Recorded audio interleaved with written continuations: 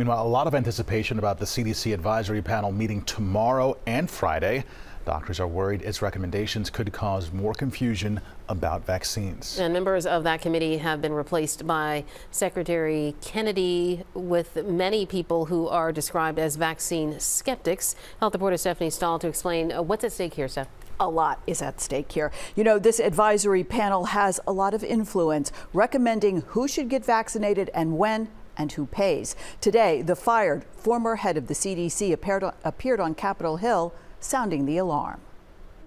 Former CDC Director Susan Monterez, who was fired less than a month after her Senate confirmation, says Secretary Kennedy and his newly appointed advisory panel could use scientifically unreliable information to change vaccine recommendations. Based on what I observed during my tenure, there is a real risk that recommendations could be made restricting access to vaccines for children and others in need without rigorous scientific review. An HHS spokesperson called Monterez's comments factually inaccurate. The burden is upon you and the people you wouldn't fire to prove to us that we need to give our 6-month-old a COVID vaccine and that we need to give our 1-day-old a hepatitis B vaccine. The CDC advisory panel will be voting on recommendations that cover vaccines for hepatitis B, chickenpox, measles, mumps, rubella, and COVID. Please lay down the baby. Now with the flu shot, Marcella Farah's 2-year-old daughter Sophia has all her vaccines. Everybody's a little bit more confused, but I think a lot of people are still very strong in their own beliefs.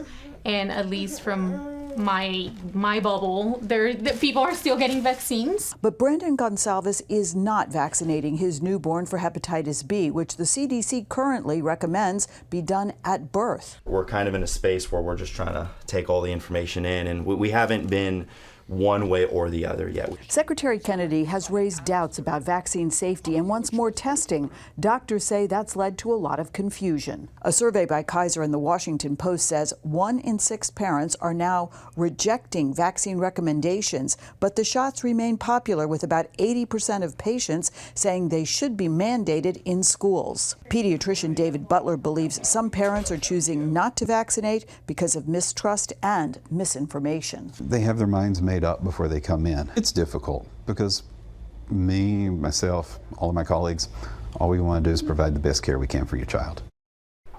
And late today, Pennsylvania Governor Shapiro urged the CDC Advisory Committee to protect vaccines for all ages, saying they have demonstrated unrefutable public health benefits for decades. So we will stand by to see what happens tomorrow and Friday with that CDC Advisory Committee. Yeah, I know you keep us up to date. Thanks, Steph. Thanks, Steph.